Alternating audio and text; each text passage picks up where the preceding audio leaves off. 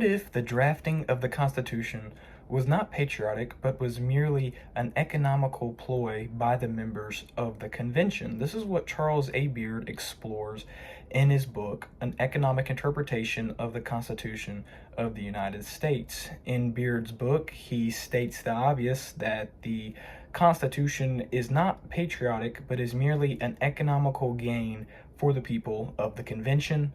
In his book, he takes a deep dive into the people of the convention and even just members of the government in general, such as George Washington and Alexander Hamilton. And an important note about this book is that Beard's book was actually heavily criticized by the public, and even made us all the way up to the President of the United States of the time, Howard Taft, who heavily criticized the book, stating that it was not democratic and unpatriotical, which from a member of a high-ranking government who has more information than the average Joe, the fact that he felt the need to intervene and say that the book should not be taken seriously is a obvious hint that something bigger might be going on.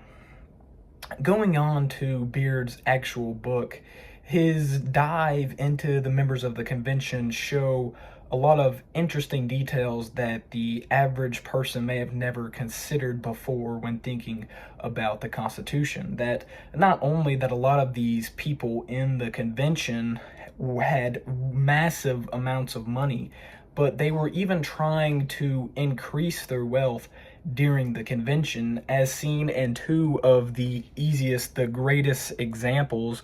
There were people that were sending letters to towns advising them to buy up land in the area, because land obviously skyrockets if there is no currency. There's a new currency. The only thing that holds value is land. So there's people writing letters to advise people in areas to buy up land. Not only this, there's members of the convention that are buying land themselves and are buying it at a discounted price, almost 1/7 of the original price, through their position in the convention. And they're doing this while in the convention, showing that they know something bigger is going on and that they might not actually be there for the patriotic meaning, but they're there for the economical gain. Now, these are just the most two obvious examples that are in the book, and there are tons of others that are extremely obvious, but we would be here all day if I included those. But through Beard's interpretation and depth diving of the members of the convention, it is very clear that all of them had some level of wealth and investment into the country at the time of their inputs at the convention. Now, the convention in general is very interesting because where it was held was up to the states, and as Beard says, it is often held in areas of states that are more wealthier, more affluent, instead of impoverished areas where there would be a vote between two areas, and more often than not, the more affluent area where the ratification would take place. And mind you that this is the 18th century, so traveling is not the easiest move here. So if you had somebody that wanted to represent in the convention, or that was elected to, and they didn't have enough money to travel, they're not going to be able to make it. And that's another thing too, that a lot of people don't realize, that for the ratification of the Constitution, it was sent to all the states, and all the states voted separately, meaning that the states were not voting under the rules of the Constitution yet. They were voting under the states'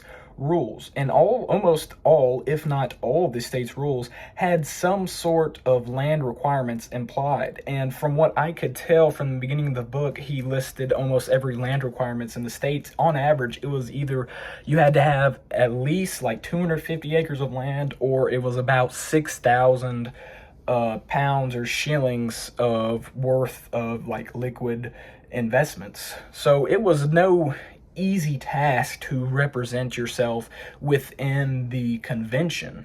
And as I said, a lot of people don't realize that there was no representation. If you didn't have some amount of wealth, some amass of wealth, you were not going to be representing anything in these conventions.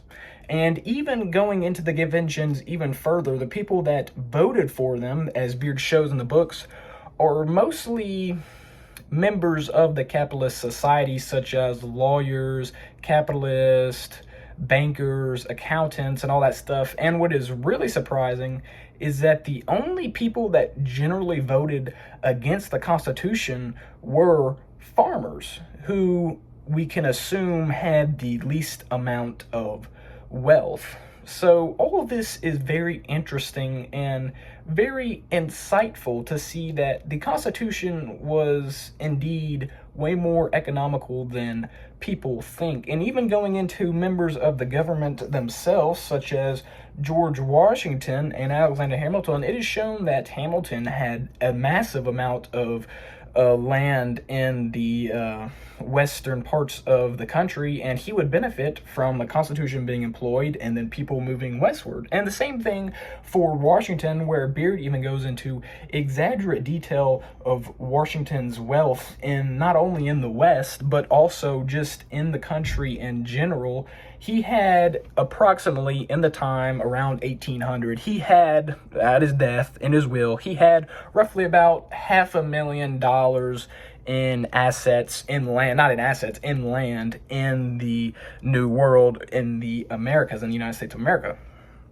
And if we translate to that to current day money, that is nearly $13 million. Mind you, this is not just his entire net wealth. He probably had way more than $13 million.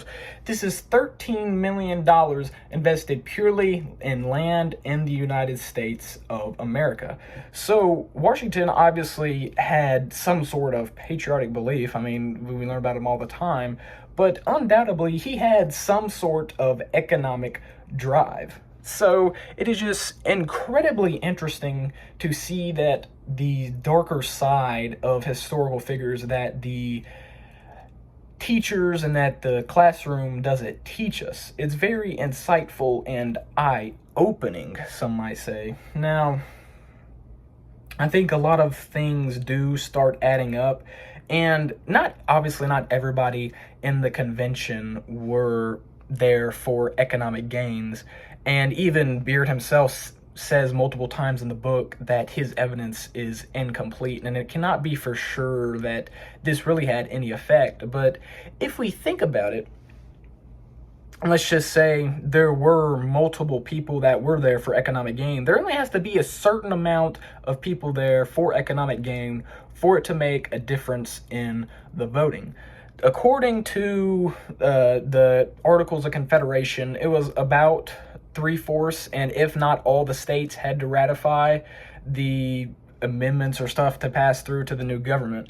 So according to the Articles of Confederation, if all of the states had to vote and all of them had to ratify the Constitution, then it would take one or two people of economical interest to influence the Constitution of the United States of America.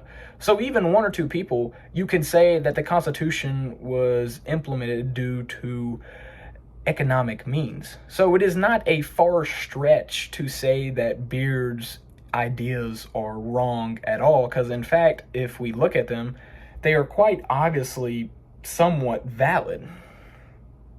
That's going to be about it for today, but it's just incredibly interesting to see how people will immediately shun things that are not taught to them at an easy inquiry, but will shun it and not think about it at all, when Beard has incredible evidence that is not taken seriously much at all anymore. So if you ever get a chance to read the book, I would recommend reading it. It is a very interesting read into the way that the government of the United States has been taught in the classroom and versus what it actually was.